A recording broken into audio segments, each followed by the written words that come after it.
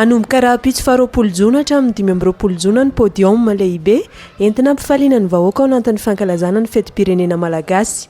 Etsy Analakely Soarano akaikin'ny banky Beoano ametrahana izany ka ahitana fampisehoana taona mpanakanto fadadaza mivoy ny gadona rehetra mampiavaka antsika malagasy. Zavatra mamamamy kokoa satria efa mahefatra 20 taona dia memamino izay ihany koa ny fifaliana hitanareo ao dia afaka tonga daholo asaina daholo vahoaka malagasy rehetra tsisy fidiram-bola moa zany izy amin'ny mampodium anazy dia izy milay tsara nefa tongava daholo sira mihitsy. Misokatra avokoa ny lalana eo amin'ny arabe ny fahaleovantena afa-tsy eo amin'ny lalana arabe firaisana eo amin'ny tana confort midina makeo amin'ny lalana Raimbe tsy misaraka eo amin'ny petite vitesse. Ny 20 jona fotsiny no misy fahasamihafa kely. Ny mahasamihafa azy dia satria mitambatra amin'ny arena izy io dia mikatotra daholo ny lalana amin'ny arabe ny fahaleovantena rehetra amin'ny fotoana io manomboka amin'ny 4 ora tolakandro. Ho an'ireo olona rehetra ho tonga eny an-toerana dia mila hajaina ny fahadiovana. Efa eo koa ny mpitandro ny filaminana nantanteraka ny andraikitra tandrify azy. Misy ireo mpitandro filaminana misoroka ary misy ireo mpitandro filaminana dia manambotra fotsiny amin'izay manao an'izay tsy betena. Raha misy ny olana dia manantona amin'ny commissariat central tsara lalàna eo akaiky ihany da manantona ny commissariat tany voalohany eo Analakely eo amin'ny Benitosy, manantona eo amin'ny EMO état-major mixte opérationnel izay miantrana 4 ora ambany 4 ora eo amin'ny parvis Analakely izay miantoka ny filaminana ho antsika rehetra. Isy ny fandraisana tanana ireo tojo tsy fahasalamana tampoka mandritra ny fotoanan'ny podium. Mandritra ny ireo fotoana isin'ny podium dia misy ny ambulance izay mipetraka moa zany apetraka eny amin'ireny akaikin'ireny podium ireny dia hiankaviany isika izay sendra ny tsy fahasalamana tampoka izay anatona azy ireny fa misy mpiasa fahasalamana misy dokotera misy mpitandro afaka mandray tanana izay tsy fahasalamana tampoka izay. Maimaim-poana ny fidirana manomboka amin'ny 4 ora arivo isan'andro mandrapatonga ny 15 jona. Ny fampiratiana sy ny kermesy moa dia mitohy mifanindry an-dalana amin'izay podium izay.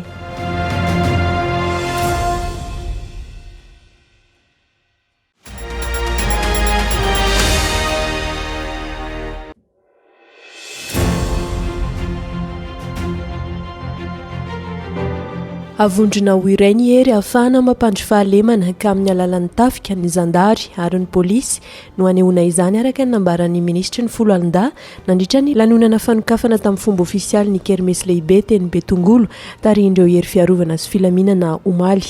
Rehefa fetim-pirenena toy izao dia maro ny fankalazana izay ataon'ny firenena rehetra samy manana ny fomba fankalazana azy ny firenena rehetra fa isika malagasy dia miavaka tokoa satria ao anatin'ny fiombonana tanteraka ao anatin'ny fifaliana tanteraka no anehoantsika an'izany fitiavan-tanindrazana zany sy ny fanomezantsika ny asina ho an'ireo ray aman-dreny izay namony ainy mba mitolona ka nahafahantsika mitondra ny fankalazana ho amin'izao taona 20 sy 20 izao. Araka izany manerana ny faritra rehetra dia ahitana kermesy lehibe ho fandraisana ny fankalazana ny 14 taona nahazoany Madagasikara ny fahaleovantena sy ny joroan'ny tafika. Iaraka isika hampiatra sy aneo ampahibe maso ny tara-kevitra hoe Madagasikara mandroso malagasy miara-mientana ho an'ny fitiavan-tanindrazana ho hatrany ministry ny folo alin-da. Ary mbola manasa anareo izahay ny hiaraka aminay amin'izao fankalazana izao hitsidika an'izao kermesy ny hery fiarovana sy filaminana izao anehoantsika ny fiombonana indrindra amin'ny fankalazana izay manana ny lanjany lehibe eto amin'ny firenena malagasy. Isan'ny hetsika nentina nanokafana izay kermesy lehibe izay niseho ny iraisan'ny vondron-kery 3 eo amin'ny fomba fiasan'izy ireo manoloana ny fanafiana amin'ny tapiadina ka nanehoan'ny isaky ny tarika ny fahaiza-manaony.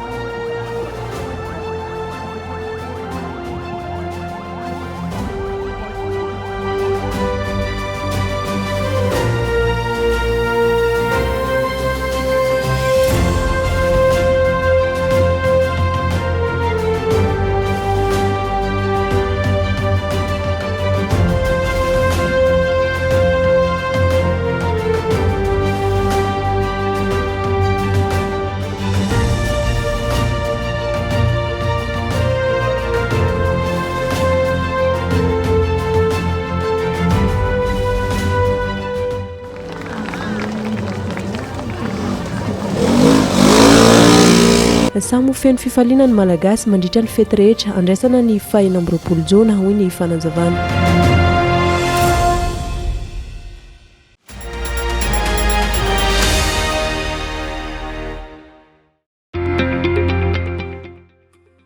Eto ampiandrasana ny vokatra ofisialy avy amin'ny fitsarana avy momba ny lalam-pandrenana momba ny fifidianana solomavambaoaka isika izao. Anova zavatra betsaka eto amin'ny firenena io, indrindra fa ny fananan'ny vondrona manohana ny filoham-pirenenany maro anisa eny amin'ny anteny meram-pirenena sy ny tsy miankina izay mitoetra ho maro anisa faharoa eo anivony ity androm-panjakana ity. Raha ny fanazavana ny anteny Soalimos isan'ireo mpandalina ny toedrara politika eto amintsika, iankina betsaka amin'io ny firafitry ny gouvernemanta manaraka eo ary mety isy fiatraikany lehibe hatrany amin'ny antoko politika samihafa ihany koa izany. Tsy fotoana tsony naovana lesoko zany zao fitantanana satria fa mainka ny fampatrona iny ny tena zava-dehibe satria ny fony zany izy fa hanova approche politika ny firenena no mbadika an'iny dia mazava-be fa misy réforme zany mba ataony eto au niveau ny parti ohatra DGV zany eo ihany koa ny membre du gouvernement mazava ho azy moa tsy maintsy hisy ny famivana zany ary efa mazava ny critère hoe milina mba dynamique amin'izay mitovy fomba fijery aminy ary mijery ny mahasoan'ny vahoaka zany. Fotoanan'ny fanovana izao hiatrany ity mpandalina politika ity, indrindra taorian'ny kabary izay nataon'ny filoham-pirenena tany Tomasina ny faran'ny herinandro lasa teo ary manoloana ny azakazaka tsy maintsy ataon'ny filoha Andry Rajoelina amin'ity taom-pitondrana faharoa ity. Tsy tokony ho ny eto an-toerana ihany anefa no isian'izay fiovana izay fa hatramin'ireo mpiasa-panjakana malagasy izay miasa any ivelany izay ambaran'ity mpandinika ity ho tsidy ianaomby ihany koa. Tsika variana foana amin'ny réforme internaty fa za koa te totika amin'ny président hoe hatramin'ireo tompon'andraikitra atsika miasa any ivelany ihany koa tokony jerena satria tako tsy dia nisy résultat loatra, tsy dia nisy apport loatra no entin'ireo ataontsika hoe tompon'andraikitra nalefa hiasa any ivelany zany ireo maso ivo zany tiako resahana tsara raha ohatra ka ampodiana daholo mihitsy ary ireo maso ivo rehetrarehetra reo dia tsy dia nahitana résultat reo dia hovaina mihitsy satria miova mihitsy koa amin'izao ny contexte international.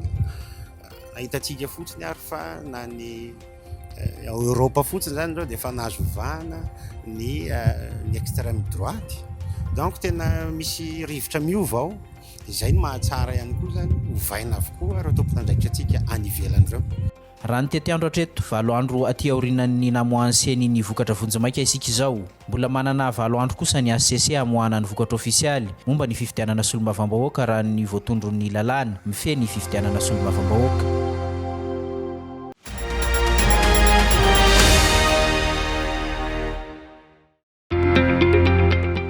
Tsy maintsy jerena akaiky ny momba ireo zaza tsy ampy taona izany hoe latsaky ny 12 taona ka misy ifandraisany amin'ny fitsarana raha ny fanazavan'ny ministry ny fitsarana androany. Manana zo toy ny zaza rehetra ihany koa izy ireo ka mila ajaina izany zony izany. Amin'izay hoe fanatsarana ny fomba fiasa izay dia hijery ny fampitoviana, ny fampiarana, ny lalàna mahakasika an'ireo zaza miatra amin'ireo zaza tsy ampy taona ireo. Na ataoko hoe nanao heloka izy na koa hoe izy no niarambona dia izay ny antony izao fivoriana zao. Fatantsika moa hatreo fa hoe ny fiarovana ny zoan'izy ireo dia isan'ny tafiditra ao anatin'ny andro voalohany zany, mifanindry an-dalana amin'ny andro voalohany napetraky ny fitondram-panjakana amin'izao le hoe valorisation capital humain ka tafiditra ao anatin'izany ny zaza. Ny fanatsarana ny fitantanana ndraiky io dia andry fahatelo noho izany indrindra ny antony zao atrikasa zao. Tsy voatery sazy foana no tokony omena azy ireny fa afaka ampiana iverina amin'ny lalamarina izy ireo raha ny fanazavana trany. Isika raha teo atao anatin'ny volana Jona izay natokana ho volan'ny ankizy ka io indrindra no isan'ny adiany eo anivon'ny firenena mikambana amin'ny alalan'ny UNICEF amin'ny fijerena akaiky ny zon'ireo zaza misy ifandraisany amin'ny fitsarana izay. C'est la première fois qu'on a un tel atelier avec tous les magistrats du pays et notamment tous les juges pour enfants. Alors en termes d'amélioration, je pense qu'il faut développer des mesures alternatives à la détention, c'est peut-être la première chose, parce que les enfants ne devraient pas être en détention ou vraiment dans les cas vraiment très rares. mais on doit trouver des autres mesures. Et ça existe, c'est les normes internationales. Et aussi, peut-être, comme je l'ai souligné dans mon discours, d'avoir vraiment toutes les données, de savoir exactement combien de cas viennent au niveau de la justice, comment ils ont été traités, et qu'on puisse aussi étudier ça, qu'on puisse montrer aussi tous les efforts qui sont faits par Madame la Ministre et le ministère de la Justice pour mieux prendre en compte les enfants, et puis peut-être aider les juges dans leur travail, parce que les cas des enfants sont extrêmement complexes. C'est jamais noir ou blanc, c'est toujours des cas très complexes, et donc les aider à prendre les bonnes décisions dans l'intérêt supérieur de l'enfant.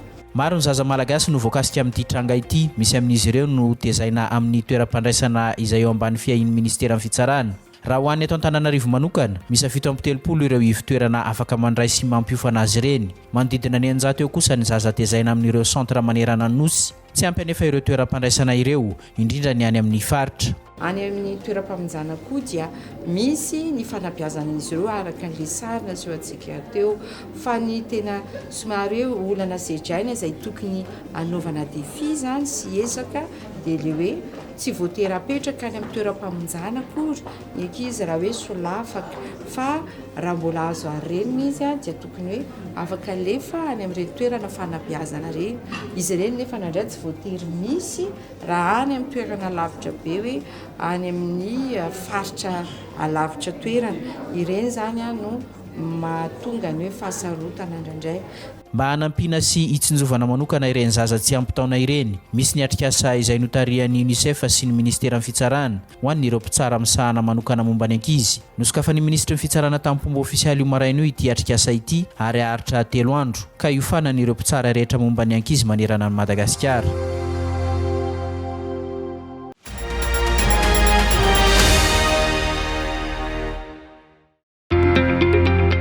Tsy niandry ela fa efa niroso tamin'ny fitsarana ny taratasy manadinana CEPE izay notanterahana omaly ny mpampianatra mpitsara miandraikitra izany manerana ny nosy raha ny fampitam-baovao. Herinandro ny feam-potoana hitsarana ny fanadinana raha nolazain'ny ministry ny fanabeazam-pirenena mpisolo toerana, izany hoe hivoaka mialohan'ny fetin'ny fahaleovantena ny fanadinana CEPE taona 2024. Eo amin'ny herinandro manodidina ny herinandro eo no ezahana ny anjehana an'izay fitsarana izay dia rehefa avy eo mbola misy ny saisie, mbola misy ny araka teo be dia be 600 000 latsaka kely nisy an'ilay zaza, dia rehefa avy eo mbola no saisiena no tsintsisa fa ny afaka tenenina fotsiny dia hoe afainganina arak'izay tokony izy arak'izay aingana azo atao izay fitsarana izay mba tsy hitaitena ankangana. Ezaka hitsara faran'izay aingana araka izany ireo mpitsara eo anivon'ny zapy-mpitantafika raha ny fanazavana ka hamoaka izany ara-potoana araka ny toromarika ny ministera. Raha consigne azonay avy any amin'ny ministera dia mialohan'ny 20 volana Jona no tsy maintsy avoaka amin'ny fomba ofisialy ny valentia examen CFE BEP 6e ity. Arakaraka ny abetsaky ny mpanala fanadinana natao amin'ny ivitoeram-panadinana iray ny feam-potoana hitsarana izany fa ezahana vitaina araka ny toromarika apetraka amin'ny ministera raha ny fanazavana. Raha tsy ahivina 7 alina sy 10 mihetsy sy ny mpiadina fanadinana CEPE 2024 manerana ny nosy.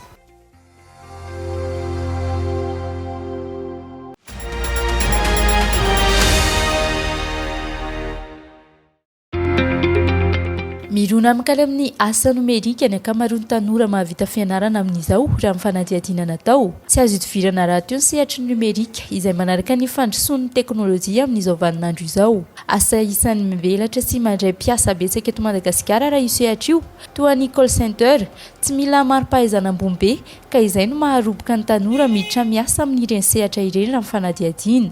Mirona amin'io asa io ihany koa ireo tanora nahavita fianarana ka tsy mahita asa mifanaraka amin'ny lalam-piofanana nataony raha ny fanazavana.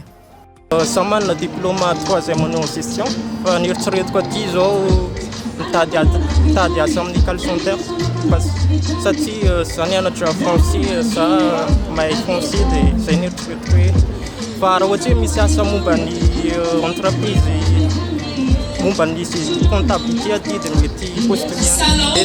Tsy tena safidy loatra fa hoe io zao ny asa roborobio eto Madagasikara dia zay ny safidianako azy sady mora idirana zany. tsy mena mita amin'ny any ivelany tanora malagasy misehatra amin'ny asa nomerika raha ny fanehoan-kevitra lesoka mbola mila ampiana ny traikefa sy ny fivelarana amin'ny alalan'ny fikarohana sy ny fanarahana ny teknôlôjia vaovao hatrany. Isika mahay isika ny zavatra tsy ampy amintsika fotsiny dia ilay fivelaran-tsaina anatin'le fanaovana ny asa satria ilay teknôlôjia voatra rapida be mihitsy naingana be fivoaran'ilay teknôlôjia dia mila mahita ny zavatra ataon'ny olona kafa any ivelany. Izay ny tena votoatiny zaraina le izy koa zany ao anatin'itony savatony ao anatin'izakika fahatelo ity mizara ny zavatra hita any ivelany mba ahafahany tanora maka le traikefa dia mampiatra le izy satria izay traikefa izay ny tena dia nafan'olonasa izay mampiasa le tanora 4 no nahazo fiofanana tamin'ny andiany roa tamin'ny hetsika zahakika ary 10 tamin'ireo no efa tafiditra ao anatin'ny asa matianina amin'izao fotoana izao raha nitatitra avy amin'ny mpikarakara ny hetsika amin'ny faraka 20 sy 22 ny volana jona izao no tanterahana ny andiany fahatelo amin'ity hetsika ity izay karakaran'ny Orange Madagascar Insoarano.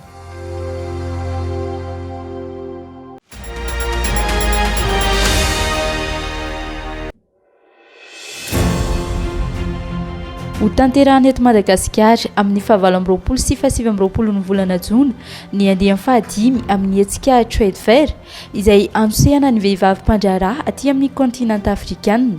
Firenena araka 20 no andray anjara amin'ity andiany ity. Tombony lehibe ao Madagasikara eo amin'ny lafiny sosialy sy toe-karena ny fisian'ity hetsika ity eto an-toerana raha ny fanazavana.